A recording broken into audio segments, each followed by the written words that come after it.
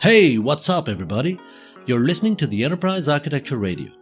If you're thinking about organizational complexity and agility, if you're concerned about operational efficiencies and thinking of taking it to the next level, if managing innovation is one of your priorities, you've come to the right place. On this podcast, we talk about all of that and more. It's a jungle out there, and we'll attempt to navigate this jungle of frameworks, methods, and most importantly, enterprise architecture in practice.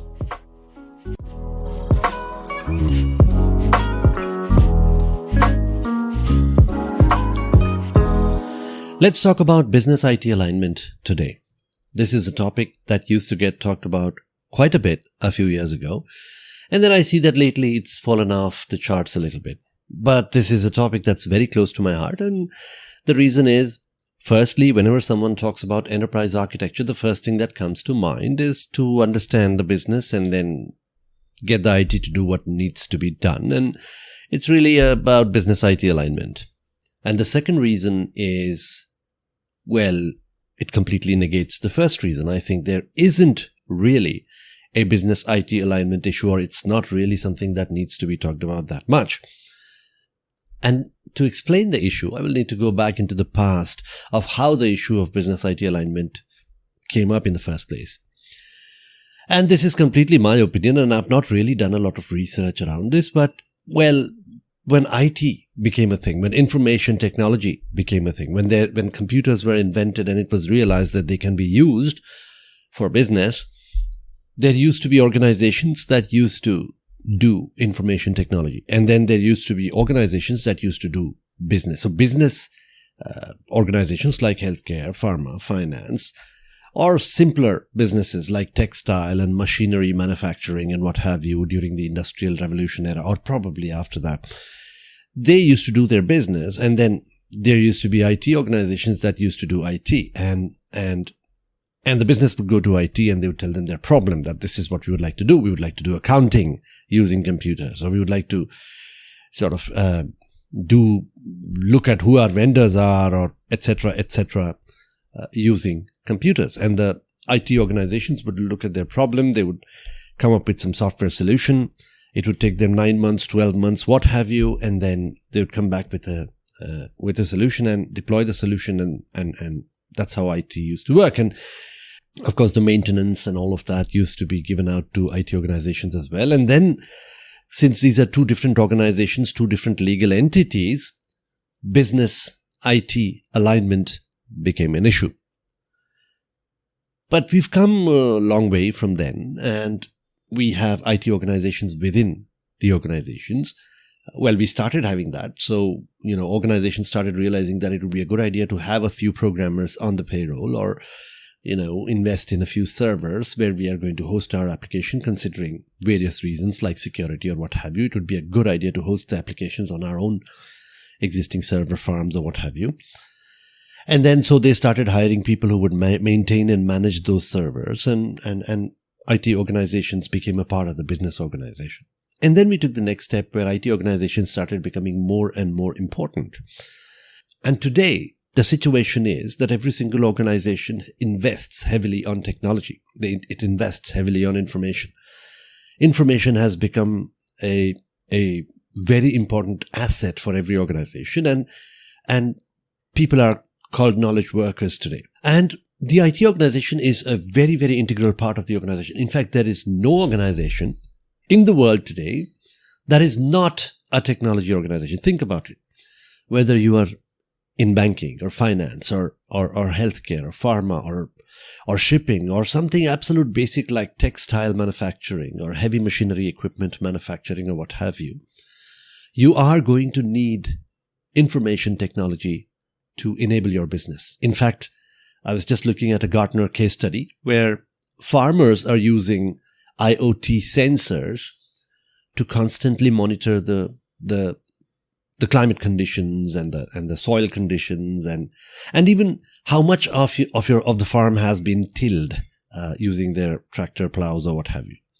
So information technology becomes a very, very important asset, and every single organization today is a technology company. There used to be a time when people used to say that we are not into the business of technology, we are into the business of fill up the blanks. It could be pharma, healthcare, what have you. But today they can't say that anymore because technology plays such an important role in managing their business that every single business has become a technology business. We're also looking into a different kind of trend. On one hand, we have core businesses like healthcare, pharma, finance, banks, etc., who are investing in technology and becoming more technology aware. On the other hand, we have tech companies like Google who are investing into pharmaceutical industry. There is a news that Google hasn't made 17 deals to pharma startups in the past 3 years, all through its Google Venture investment arm. We are seeing that there is a merger between technology and core businesses like pharma and finance and banking, and it's approaching from both ends. Which brings me to the point that business IT alignment is not really an issue. At least it's not an issue anymore. It's not been an issue for a really long time.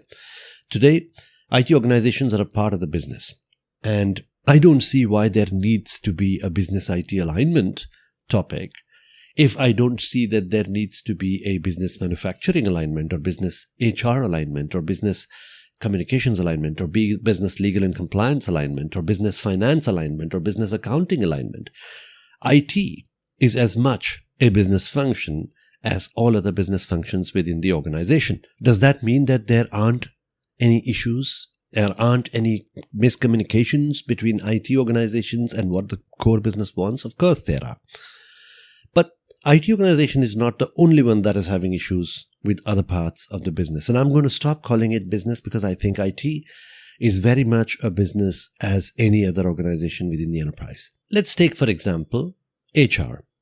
Organizations have HR business partners and they are supposed to partner with other parts of the organization. They are a support service that provides support to other parts of the organization, helping them do various activities, starting from, recruitment and employee benefits, all the way till being an everyday partner for the other parts of the business. So if there is an employee who requires assistance with something, whether it's getting his questions answered or his wellness issues. These days, after the pandemic, wellness has become a very big point of discussion, especially for the well-being of the employees. And so the HR business partner plays a very important role in providing that environment where an employee feels safe and secure and does his best work.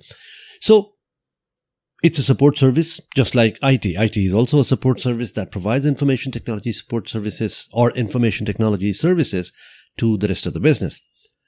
Now, I know a lot of HR business partners who could provide much better empathy, much better wellness support, much better recruitment services than they are providing today. And it's a clear case of miscommunication. Either they did not listen well or they did not ask the appropriate questions, and the outcomes were not as ideal as they could be. And this is not just one organization. I've seen it in many, many different organizations, whether it is equal opportunities or whether it's diversity and inclusion or whether it's diversity and inclusion during hiring or whether it's equal pay for all kinds of candidates, including diversity candidates and women leaders and what have you. I have seen the HR organization fail at a number of times, and every organization fails every once in a while, and then they learn from it and they get better at it. And I don't see that to be any different from an IT organization. And you could take it with manufacturing or marketing or finance or accounting. There are always communication challenges, and those communication challenges definitely need to be overcome. But it is not a unique issue when it comes to IT. We don't really need to talk about business IT alignment in specific. So now that I have postulated that business IT alignment is not specific to IT, I would like to talk about how IT can get better alignment with the business, because I have to admit that there is a mindset issue. And again, this is not specific to IT. Mindset issues are there between different organizations because they come from a different background and they have a different education level and so on and so forth. Now, IT organizations are filled with people who have an engineering background. They have a different way of thinking. And the business, whether it's marketing or finance or accounting or what have you, have a different mindset. They have grown up with a different environment. They've had a different educational qualification. They have had a different set of experiences. Their day-to-day activities involve a very different set of activities which basically affect their mindset. So there is a difference in the mindset. Having said that, I think, and this is completely my opinion, that it's easier for the IT organization to understand the business sufficiently to be able to come up with a technology solution for the business challenges. It is easier than the business coming and understanding technology sufficiently to be able to come up with a technology solution for their business challenges. Because I do feel that the business team should take business decisions and the technology team should take technology decisions. Now, if the business comes to technology and helps them understand the business challenge that they're facing and helps them understand the technology solution that they require, what's really happening is that the business is coming in and taking a technology decision. What's better is that the technology going to the business, getting aligned with them on a regular basis, understand their technology problems on a day-to-day basis, and come up with the technology solution because they already have a fantastic background in technology. And that is why it's very important that technology leaders or leaders within the technology domain have a seat at the strategy table. Let me give you a classical example. And this is a completely fictitious example. So I'm going to talk about what is possible in the pharma and healthcare domain. Is it already working somewhere? I'm not sure. Is it already implemented? I'm not sure about that either. Let's talk about it. Now, in healthcare, lots of pharma organizations are in the business of drug development. What that means is they develop drugs for specific diseases. Now, the process that the pharma organization has to follow is, well, they identify a particular molecule. Let's say that it could be a plant, or it could be a synthetic chemical formula. And then they have to prove two things. One, that particular drug is efficacious, which means it does fix a particular specific disease or pain area. And second is it does not have side effects, or at least if it does have side effects, it's not so bad that it negates the entire benefits that the drug really gives in the first place. These are the two things that they need to prove: efficacy of the drug and lack of side effects. Now, how do they do that? They start with a clinical trial where they, on a petri dish, prove that the drug is efficacious. And then they go into animal trials where they administer the drug to animals to test whether it's efficacious or not and what are the side effects that they are getting. After every stage, they have to submit their results to a regulatory body. And then once the regulatory body approves the results, they go to the next stage, which after clinical trial and animal trial is human trials, where they work with volunteers who volunteer to get the drug administered on them, and the results are tested.